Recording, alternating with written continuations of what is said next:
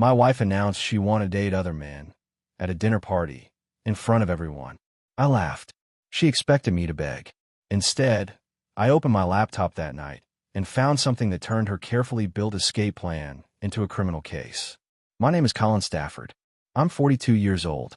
I run a small IT company out of Austin, Texas, 12 employees, solid contracts. Nothing flashy, but nothing to be ashamed of either. I built it from a spare bedroom and a second-hand server rack when I was 31. By the time Paige and I got married, it was already turning a real profit. She liked that about me back then. The quiet competence, she called it. Said it was the most attractive thing a man could have. Paige was the CFO of a medtech startup downtown. Sharp as a blade, good with numbers, always the best-dressed person in any room. We met at a networking event 11 years ago. She spilled red wine on my jacket and apologized with such confidence that I forgot to be annoyed. We dated for 2 years, got married, bought a house in the Terrytown neighborhood with a wraparound porch and a backyard big enough for the dog we never got around to adopting. For the first 5 or 6 years, it was good. Not perfect, no marriages, but real. We traveled. We had inside jokes. We disagreed about money sometimes, about how much I reinvested in the business versus what we saved jointly, but we worked through it. That's what you do when you're building something together. Then things shifted. I couldn't tell you exactly when it started. That's the thing about slow erosion. It doesn't announce itself. But looking back now, the signs were there from at least 18 months before everything fell apart. The first thing I noticed was the phone. Paige had always been attached to it. Occupational hazard for someone in her position. But somewhere around the spring of last year, she started keeping it face down on every surface. Counters, nightstands, the coffee table. When it buzzed, she'd glance at it and angle the screen away before I could catch even a word. I told myself it was stress. Startups are brutal, and her company was in a funding cycle. I gave her space. Then there were the late evenings. 2 or 3 nights a week, she'd come home after 8, sometimes closer to 9.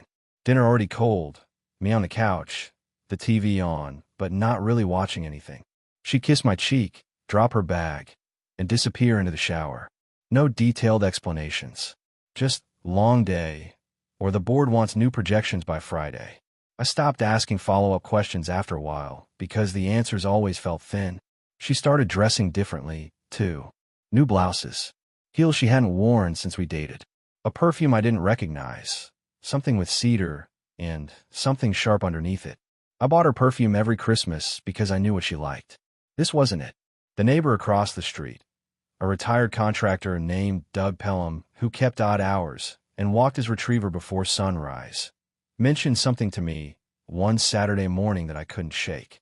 We were both checking our mail, making small talk about the heat, when he scratched the back of his neck and said, almost like he didn't want to, "Hey, just so you know, there's been a car parked on your curb couple mornings a week. Early, like 6:30. Dark gray sedan. Figured it was a work thing." I thanked him and walked back inside. I set the mail on the kitchen counter and stood there for a long moment, staring at nothing. A gray sedan. Paige drove to work at 8:15. A gray sedan at 6 in the morning wasn't a work thing. The second thing that stopped me cold came the same week, almost like the universe was done being subtle. Paige had asked me to grab her insurance card from the filing cabinet. She had a dentist appointment and needed it for the front desk. I found the card. I also found, tucked in a manila folder she'd mislabeled as medical, miscellaneous, a set of documents from her OB/GYN. We'd been trying to have kids for 3 years. Or so I thought. She'd gone through the motions, the conversations, the calendar tracking, the occasional sigh about timing and stress. But what I was holding in my hand was a prescription renewal. A contraceptive prescription. Filled 8 months ago. Filled again 4 months after that. I stood in that hallway with the filing cabinet still open and the insurance card in one hand and those papers in the other, and something in my chest went absolutely still. Not anger. Not grief. Just a cold, precise clarity. The kind that arrives when your brain finally stops protecting you from the truth. I put everything back exactly as I found it. I brought her the insurance card. I kissed her on the cheek when she left for the dentist. And I started paying very close attention. I've spent my career building systems designed to detect anomalies. Intrusion attempts, data leaks, behavioral patterns that don't fit the baseline. You train yourself to notice when something is off, Not because you're paranoid, but because ignoring a warning signal costs you more than investigating it. That professional instinct was the same one that kept nudging me in the weeks after I found those prescriptions in the filing cabinet. I didn't confront Paige. Not yet. Confronting someone before you have the full picture is amateur hour. You tip them off, they adjust their behavior, and suddenly the trail goes cold. So I watched. I listened. And I started keeping a mental log. The late evenings continued. 3, sometimes 4 nights a week now. She'd come home with that careful, composed look she wore when she was managing something. The same expression she used in board meetings when the numbers weren't good, but she needed the room to stay calm. I knew that face. I just never expected to see it pointed at me across our own kitchen. The perfume showed up again. Cedar and something sharp.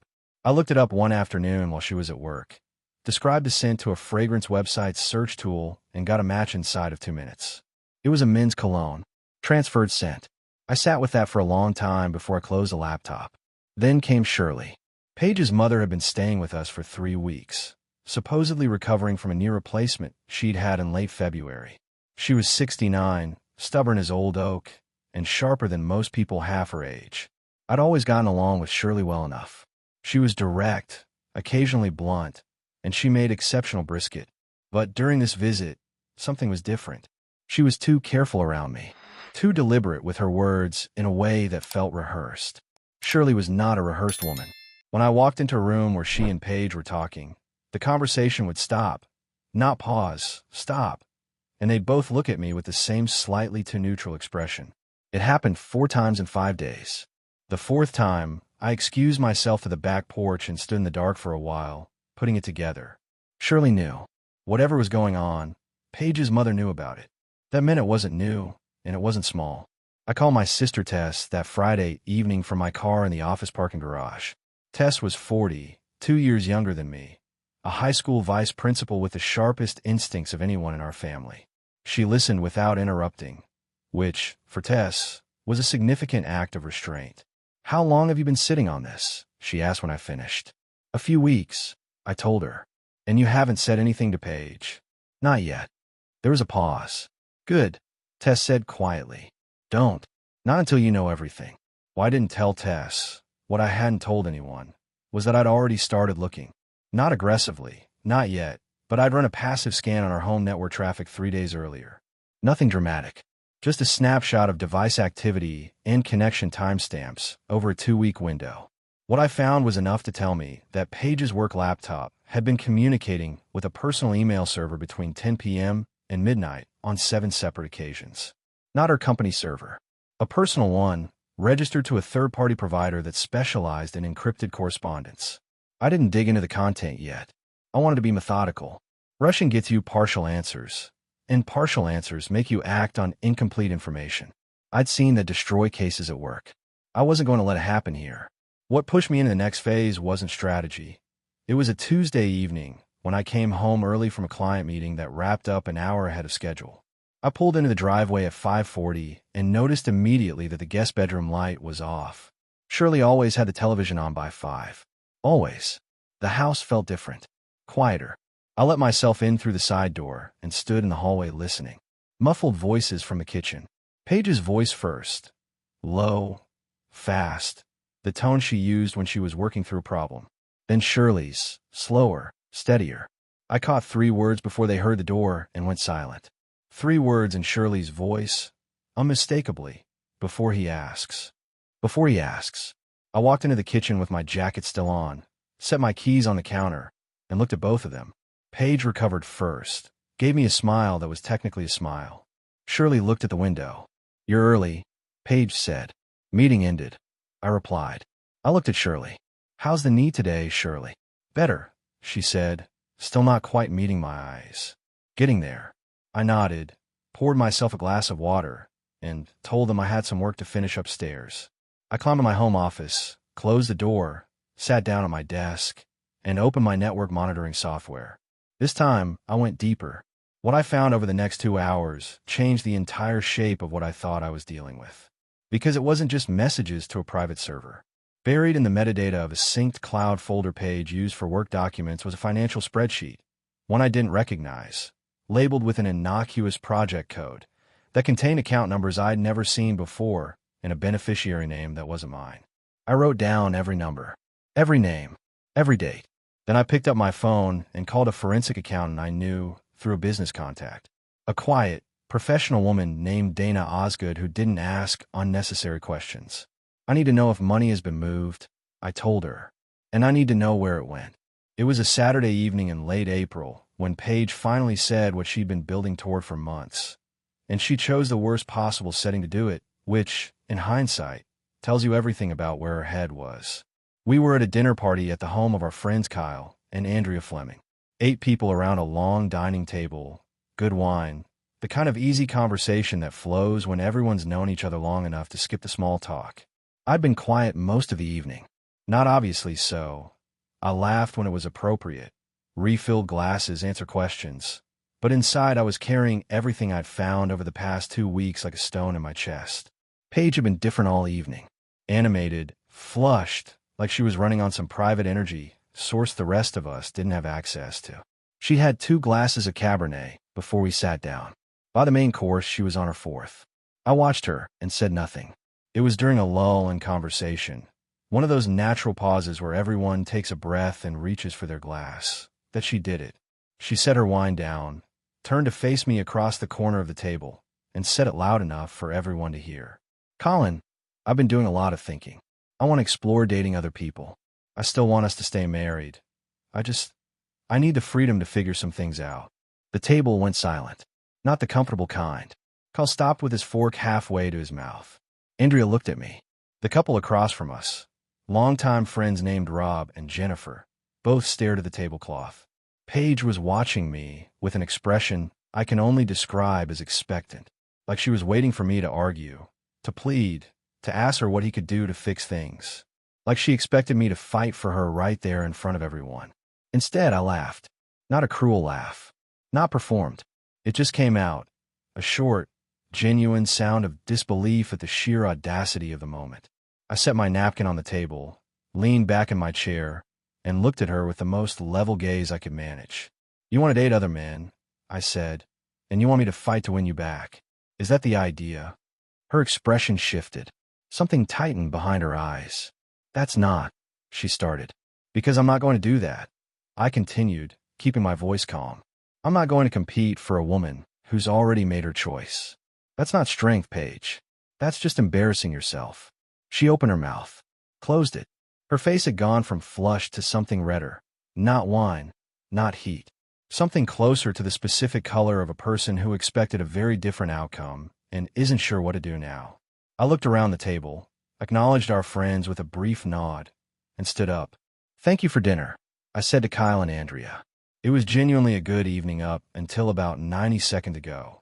I picked up my jacket from the back of the chair, shook Kyle's hand, and walked out through the front door into the cool night air.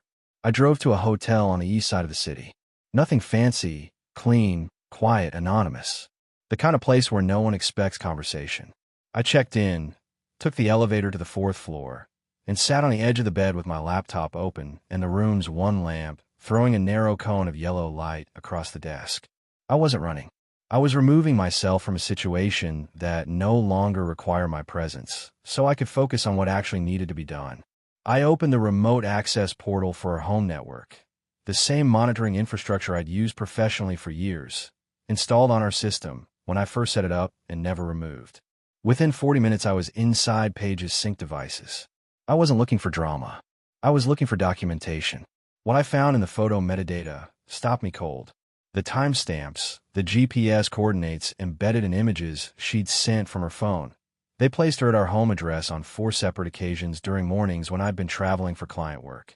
Not a hotel. Not his place. At her house. I sat very still and looked at those coordinates for a long time. Then I picked up my phone and called our furniture company's after-hours line. I left a detailed voicemail requesting a full replacement quote for the living room and bedroom sets, and asked that the invoice be prepared in Paige's name for billing purposes. It wasn't petty. It was the first clean action I could take in a situation that had become very dirty without my knowledge or consent. By 2 in the morning, the hotel room had become something else entirely. I'd pulled the small desk away from the wall, arranged my laptop, phone, and a yellow legal pad in a tight working triangle. And I was moving through Paige's digital footprint with the same systematic focus I brought to any professional audit. What I found in the first hour told me the affair had been going on for at least 5 months.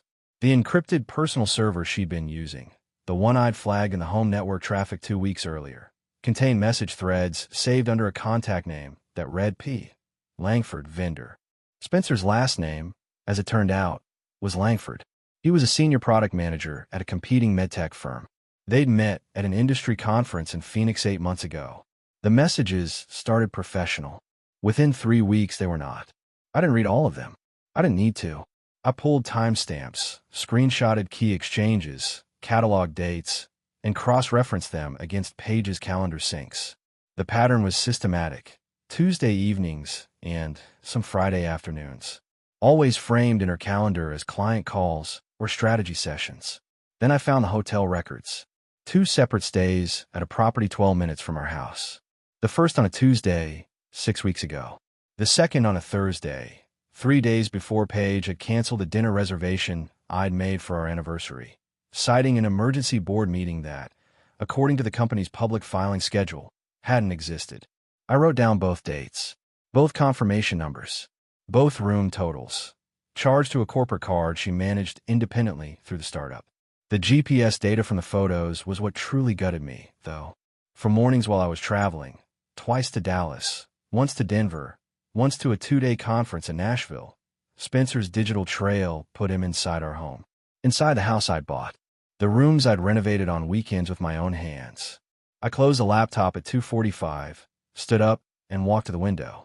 The city outside was quiet. A few lit windows in the building across the street. Headlights moving slowly on the road below. I thought about the version of myself that had walked into that dinner party 6 hours ago, carrying all of this silently, still giving Paige the benefit of a doubt I no longer had any logical reason to extend. That version of me was gone. What replaced it wasn't rage. It was a kind of cold, forward-facing clarity that I recognized from the hardest professional moments of my career. The problem was defined. Now came the solution. I called Dana Osgood at 8 the following morning.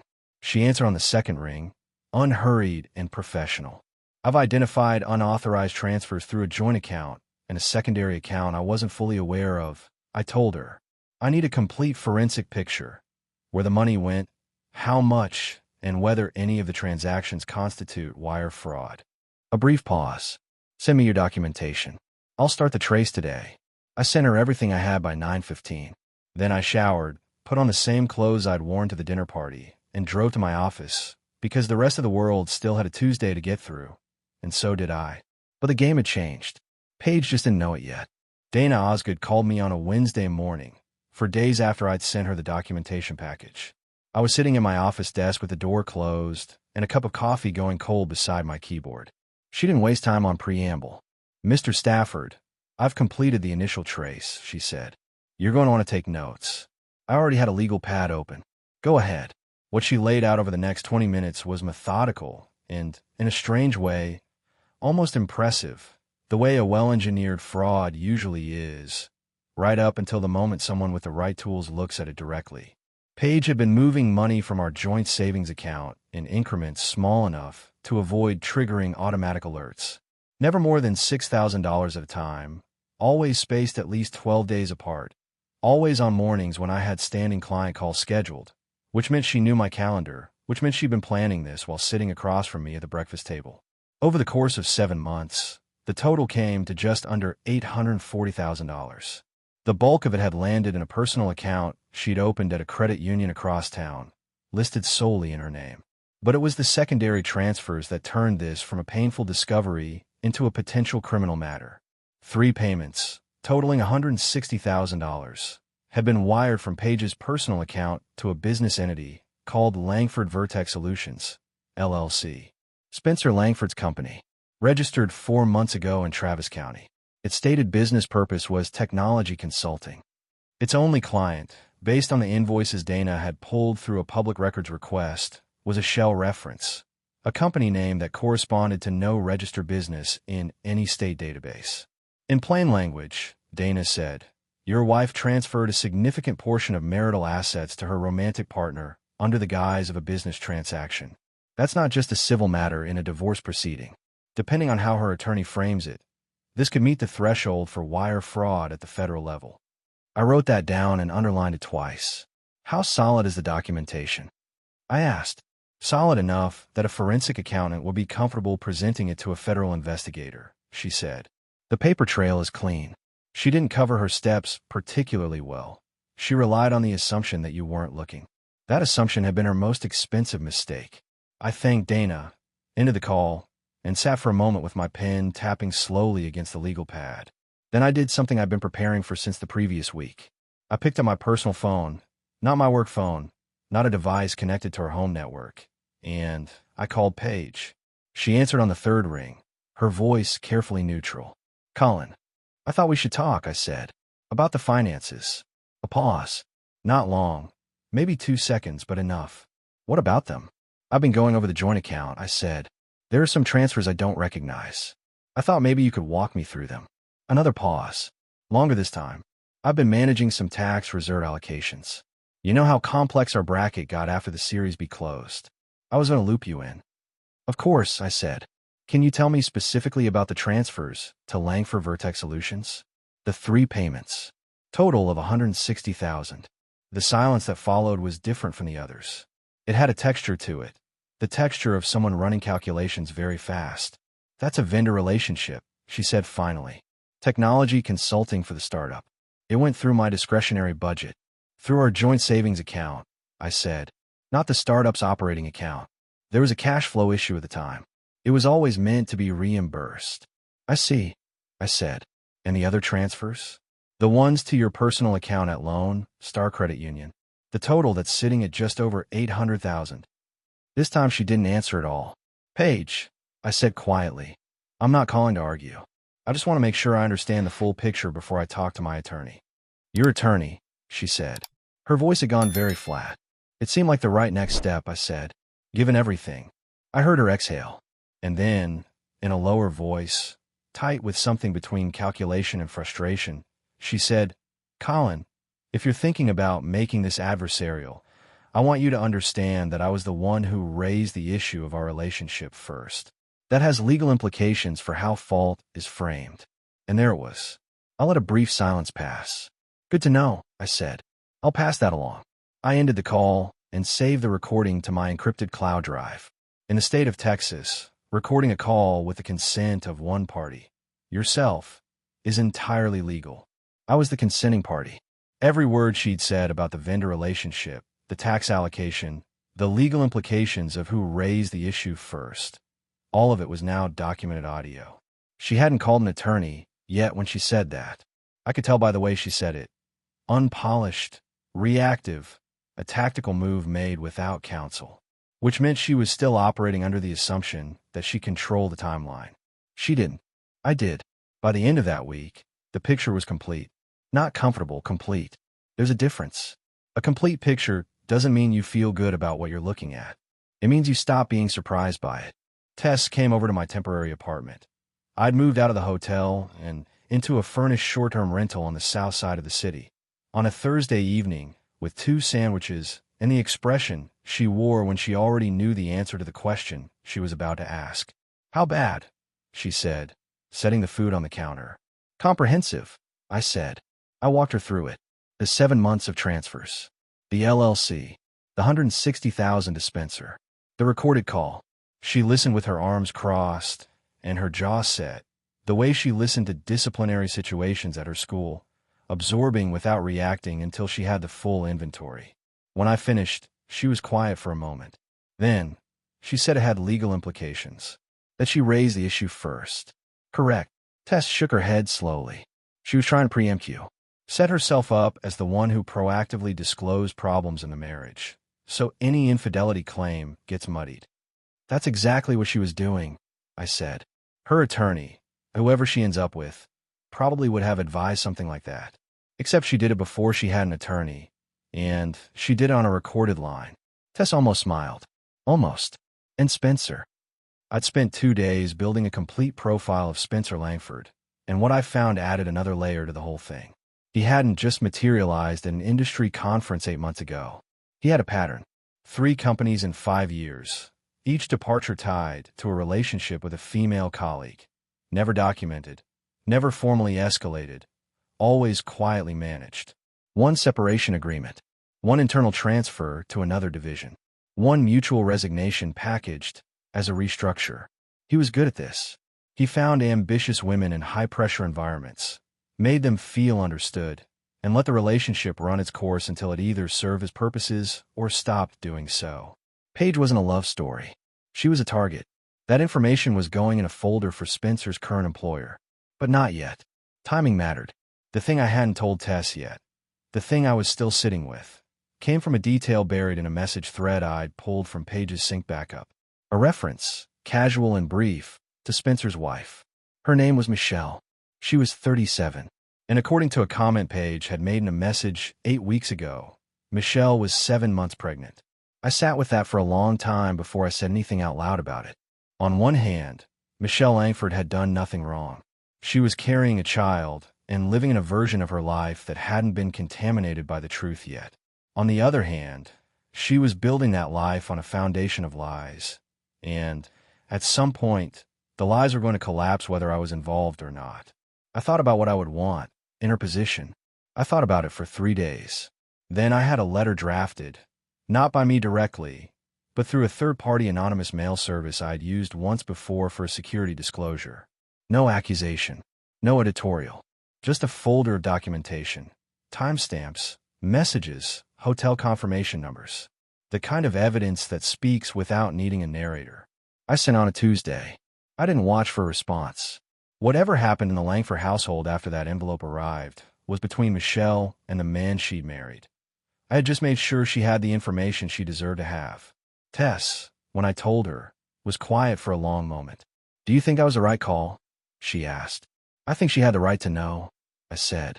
"What she does with it is her decision. But nobody gets to be kept in the dark about their own life. Not even people we've never met." Tess nodded slowly. She didn't argue. She knew, as well as anyone, what it felt like to be the last person in the room to find out what everyone else already knew. My attorney's name was Robert Hale, 56 years old, former litigation partner, the kind of man who didn't raise his voice because he'd never needed to. He had an office on Congress Avenue with framed diplomas he never mentioned, and a reputation in Austin's legal community that preceded every conversation he entered. I'd met with him twice before Wednesday of that week. He knew everything. The transfers, the LLC, the recorded call, the photo metadata, Dana Osgood's forensic report. He'd reviewed all of it with the same unhurried thoroughness he probably brought to every case. And when he was finished, he'd looked at me over his reading glasses and said, "Mr. Stafford, I want to move on this before she retains counsel and files a counter-narrative. The window is narrow, but it's open." Wednesday morning, Robert filed the divorce petition with Travis County District Court at 9:15.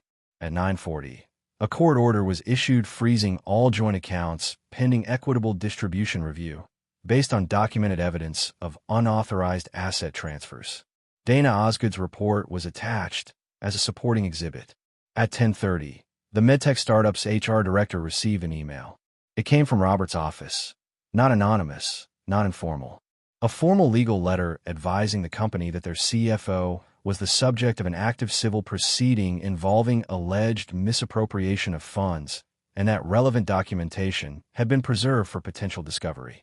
The letter made no demands. It simply put the company on notice. By 2 in the afternoon, Paige's badge access had been suspended pending an internal review. I was in my office when my phone rang at 2:47. Paige's number. I let it ring twice, then answered. "What did you do?"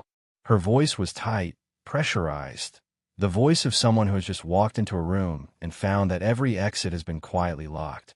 "I filed for divorce," I said. "And I made sure the joint accounts are protected while the court reviews the asset transfers. You had my access suspended. I notified your employer of an active legal proceeding," I said. What they did with that information was their decision. A pause. When she spoke again, her voice had dropped into something harder, more deliberate. "I have an attorney. You'll be hearing from her by end of day." "That's fine," I said. "Robert Hale is handling my side. Have her reach out to his office." Another pause. Then, "Colin, we don't have to do this." "Paige," I said, You moved $840,000 out of our joint savings account over 7 months. You transferred $160,000 of it to Spencer Langford's LLC under a fabricated vendor relationship. You were planning to leave before you ever said a word to me about any of it. I kept my voice level, not cold, just clear. We're already doing this. We started doing this the moment you decided I didn't deserve the truth. I heard her exhale. I heard something else underneath it. Not grief exactly, but the specific sound of a person watching a plan they believed was solid start coming apart at every seam. My face isn't the one that should be read here, she said. And the moment she said it, I understood what she'd expected this whole time. She'd expected embarrassment. Mine. She'd imagined me scrambling, competing, trying to win back a woman who'd already checked out. She'd built her entire exit strategy around a version of me that didn't exist anymore. No, I agreed quietly. It isn't. I ended the call. The attorney Paige retained, a woman named Victoria Cross, turned out to have a problem she hadn't anticipated. Robert discovered it within 48 hours. Victoria Cross had represented Kyle Fleming, our mutual friend at whose dinner table Paige had made her announcement, in a business dispute 3 years earlier. Kyle was listed as a potential witness in my proceedings, having been present for Paige's public statement. It was a textbook conflict of interest. Victoria Cross withdrew from the case by Friday afternoon. Paige spent the following week finding new representation. That week cost her. In legal maneuvering, losing your attorney mid-process is the equivalent of losing your footing on an icy road. Everything that follows happens faster than you're prepared for. I didn't gloat. I didn't even allow myself much satisfaction. I just kept moving forward, one documented step at a time. The dossier on Spencer Langford took me 4 days to assemble, and it was one of the cleaner pieces of investigative work I'd done outside of a professional context. I wasn't starting from nothing. I already knew about the 3 companies in 5 years, each departure quiet, each one tied to a relationship with a female colleague that ended badly and was managed away rather than addressed.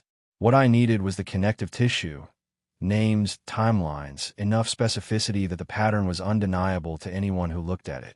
2 of the women weren't hard to find. One had moved to a firm in Denver and had a LinkedIn profile that included a gap in her employment history that aligned precisely with the dates of Spencer's quiet departure from his previous company. The other had left the industry altogether. I didn't contact either of them. That wasn't my place. What I compiled was strictly documentable.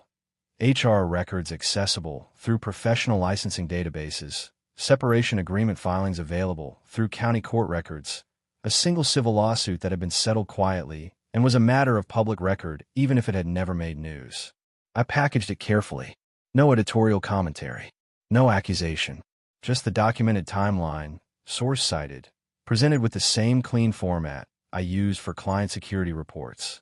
I sent it to Spencer's current employer, a mid-sized medtech firm with a publicly listed HR director, through a formal email that identified itself as coming from a concerned industry professional. 3 days later, Spencer Langford was placed on administrative leave. I found that out not through any monitoring or investigation, but because Spencer told me himself. He appeared at my apartment door on a Thursday evening, unannounced, unshaven, wearing a jacket that looked like it had been slept in. He looked like a man who had recently watched his life organize itself against him. I opened the door and looked at him without speaking. "I need 5 minutes," he said. His voice had the careful steadiness of someone who'd practiced a speech in the car on the way over. "You've got 1, I said. He exhaled. "I know what you did. With the documentation. The email to HR. He paused. "I'm not here to threaten you. I wanted to say, man to man, that I know I caused damage and I'm not going to pretend otherwise." I studied him for a moment. He was watching me with the expression of a person who was hoping, against reasonable expectation, that a door might open. "Man to man," I said, "you spent months in my house. You were involved with my wife while she transferred marital assets to your business account. And you're standing at my door asking for what, exactly?" Understanding. He didn't answer. "Here's what I'll tell you, man to man," I continued, keeping my voice even. "You made your choices. The consequences that are following you now aren't something I arranged out of spite. They're just what happens when a documented pattern of behavior gets documented one more time. That's all I did." I looked at him for a moment longer. He had nothing left to say, and we both knew it. "Good luck, Spencer," I said, and I closed the door.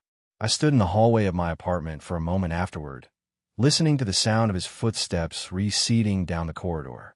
No satisfaction, no residual anger, just the clean, quiet feeling of a chapter that had said everything it needed to say and was now finished. Michelle Langford, I learned secondhand through a mutual industry contact 2 weeks later, had retained a divorce attorney and moved back to her family in San Antonio. She'd had her baby, a girl, reportedly healthy. Whatever came next for her, she was facing it with clear eyes. That mattered to me more than I expected it to. The documents Paige had once kept so carefully hidden were now the architecture of a case that was moving steadily through the courts without her being able to slow it down. She'd built an escape route with precision and patience. What she hadn't built was a contingency for the possibility that I would be looking at the blueprints the whole time. The hearing was set for a Thursday morning in late June, 8 weeks after Robert Hale filed the original petition. Travis County Family Court, 3rd floor, Courtroom C. I arrived 20 minutes early in a dark gray suit I hadn't worn since a client presentation 2 years prior, found a seat at the plaintiff's table, and reviewed my notes while the room filled around me. Paige came in with her new attorney, a man named Douglas Farr who'd taken the case after Victoria Cross withdrew. He was competent enough, from what Robert had told me, but he'd inherited a file that was already substantially stacked against his client. He had the look of someone making the best of what he'd been handed. Paige sat down without looking at me. She was dressed carefully, understated, controlled, the image of a professional woman navigating an unfair situation. I noticed the effort in it, the way she'd calibrated everything about her appearance for the specific audience of a judge. Judge Carol Rourke entered at 9:02. 63 years old, 21 years on the bench, a reputation among Austin family law attorneys as someone who read case files thoroughly before she ever sat down and didn't tolerate performances in her courtroom. She settled into her chair, opened the folder in front of her, and scanned the first page without speaking. Then she looked up. "Mr. Farr," she said, "your client has filed a response asserting emotional distress as a mitigating factor in the asset transfer claims. I've read it. I want to address something before we proceed." She set the page down and folded her hands. Emotional distress is a condition. It is not a financial instrument. It does not explain wire transfers to a third-party LLC. Are we clear on that distinction? Douglas Farr said they were clear. Paige a prepared statement. Farr introduced it early in the proceedings. A carefully written account of feeling unseen in the marriage, of seeking connection elsewhere, of making financial decisions under emotional duress. She read portions of it aloud in a voice that was steady but weighted with something that was designed to read as vulnerability. Judge Rourke let her finish. Then she removed her reading glasses and set them on the bench. "Mrs. Stafford," she said, not unkindly but with the precision of someone who had heard every variation of this particular speech, "I understand that marriages deteriorate for complex reasons and that emotional pain is real. I'm not dismissing that. What I am addressing today is the movement of $840,000 from jointly held accounts over a 7-month period, and the subsequent transfer of $160,000 of those dollars to a business entity registered to a third party. Those transactions don't become legally neutral because the person who made them was unhappy. Do you understand the distinction I'm drawing?" The courtroom was very quiet. Paige's jaw tightened fractionally. She said she understood. Robert then introduced the evidence in sequence. Dana Osgood testified as a forensic expert, clear, methodical, unshakable under Farr's cross-examination. The recorded phone call was played in full. When Paige's voice came through the courtroom speaker saying, "The fact that I was the one who raised concerns about our relationship first, that matters, legally," Judge Rourke made a note without changing her expression. The LLC documentation followed. The hotel records. The photo metadata placing Spencer at our home address. By the time Robert rested, Farr had very little left to work with. He made his arguments carefully and professionally, but arguments built on a weak foundation don't gain structural integrity from the quality of the delivery. Judge Rourke ruled on the asset claims the same day. She awarded me full recovery of the transferred marital assets, directed Paige to liquidate the personal savings account and return the funds to a court-supervised account pending final distribution, and referred the LLC transfer documentation to the Travis County DA's office for review of potential financial fraud statutes. She did not rule on the LLC referral. That was outside her jurisdiction, but she made clear in her language that the transfers were not consistent with any recognized legitimate financial purpose. The divorce decree was finalized 3 weeks later. The house, which I had purchased before our marriage and which had never been properly co-titled due to a documentation error Paige had overseen, remained mine entirely. I walked out of the courthouse in a bright July sunlight and stood on the steps for a moment. Robert shook my hand and said we'd done well. I thanked him, and I meant it. Then I walked to my car alone, sat behind the wheel, and let the silence settle around me for a full minute before I started the engine. It wasn't triumph. It was the specific, quiet feeling of a long and difficult piece of work finally being finished. 3 months passed. Austin in early fall is its own particular thing. The heat finally breaking, the evenings coming cooler, the city exhaling after a long summer like it's been holding something in. I noticed it more than usual that year. Maybe because I was paying attention to things I'd stopped noticing during the years. I was focused entirely on holding a crumbling marriage together with steady hands and deliberate ignorance. I'd moved into a new place on the east side of the city, a 2-bedroom in a converted building with exposed brick and tall windows that let in the morning light in a way that the Terrytown house never had. I'd furnished it myself, piece by piece, without compromise or negotiation. The simplicity of that felt significant in ways I hadn't expected. Tess came over on a Saturday afternoon with a bottle of good bourbon and the particular look she wore when she wanted to have a real conversation but wasn't going to force it. We sat on the small balcony, and she let the quiet run for a while before she said, "There's something I've been thinking about since this whole thing started." The way Paige framed it, the open marriage thing, the "I need to explore" language. Do you think she actually believed that was a legitimate choice she was offering you? Or do you think she knew exactly what she was doing? I thought about it honestly. Both, I said. I think she'd convince herself it was a reasonable ask because the alternative, admitting she'd already made a decision and was just managing the exit, required more self-awareness than she wanted to have. But underneath the language, it was a maneuver. She wanted to establish a narrative where she was being honest and open, not deceptive, so that if it ever came to court, she'd positioned herself as the communicating partner. Tess turned her glass slowly. So the open marriage framing wasn't freedom. It was cover. It was cover, I said, and it nearly worked. Except she said it out loud, in front of witnesses, before she had an attorney. Tess shook her head slowly. That's the part that gets me. The audacity of it. Standing up at Kyle's dinner table and announcing it like she was presenting a quarterly report. She expected me to fall apart, I said. Or beg. That was the calculation. She never considered that I'd already been looking. We were quiet for a while after that, watching the neighborhood below in the early autumn light. The question I hadn't answered out loud, not to Tess, not fully even to myself, was the one about Michelle Langford. Whether sending that letter was right. I'd made the decision, and I stood by it. But standing by a decision and being at peace with every edge of it are different things. Michelle had delivered her daughter, relocated to San Antonio, and filed for divorce from Spencer. Those were facts I knew. What I didn't know, and couldn't know, was what those weeks had cost her, how she processed it, what it had done to a pregnancy that should have been a straightforward joy. I told Tess about it plainly. She listened, and when I finished she said, "You gave her the truth and you let her decide what to do with it. That's all anyone can do." I keep wondering if the timing was wrong. I said. The timing was his, Tess said. Not yours. I let that land. It helped, the way precise things help when you've been carrying something imprecise. Professionally, nothing had changed dramatically. My company had held steady through the whole period. 12 employees who'd never known anything was wrong. Contract that had continued running because I'd built systems that didn't require my constant attention to function. That, at least, was one thing I'd done right. Spencer Langford had been terminated from his position following the internal review. The Travis County DA's office had opened a preliminary inquiry into the LLC transfers. Nothing had been charged yet, but the file was open, which meant the window for accountability was still active. I checked in with Robert Hale periodically. He told me to be patient. I was good at patient. I was at an industry conference in Houston in mid-October. 2 days of panel discussions and networking dinners that I'd almost skipped before deciding that isolation wasn't the same thing as healing.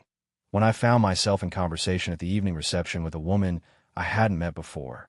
She was composed, direct, with the kind of economy of language that comes from spending years in a field that doesn't reward decoration. We talked for 20 minutes before she mentioned, offhandedly, that she worked in forensic financial investigation. I looked at her. Who do you work for? She named the firm. It was Dana Osgood's firm. I know someone there, I said carefully. She tilted her head slightly. Dana Osgood? Yes. A brief pause. She mentioned your case, she said. Not by name. But the structure of it was distinctive enough that when you said what you do, IT security, Austin, I put it together. She looked at me evenly. She said it was the most methodically documented marital fraud case she'd worked in 11 years. I didn't know what to say to that for a moment. Then I said, I had a good teacher. 12 years of building systems that catch things people don't think they're leaving behind. Her name was Dana's colleague, Priya Merritt, 38, sharp, and apparently unbothered by the particular gravity that trails a man who has recently survived something significant. We talked for another hour. She gave me her card. I held it on the drive back to my hotel that night, turning it over in my fingers in the dark of the back seat, not reading into it, not building anything from it, just acknowledging that the world was still moving, still offering things, and that a man who'd spent a year looking backward might, carefully, without rushing, start learning to look forward again. That felt like enough to work with.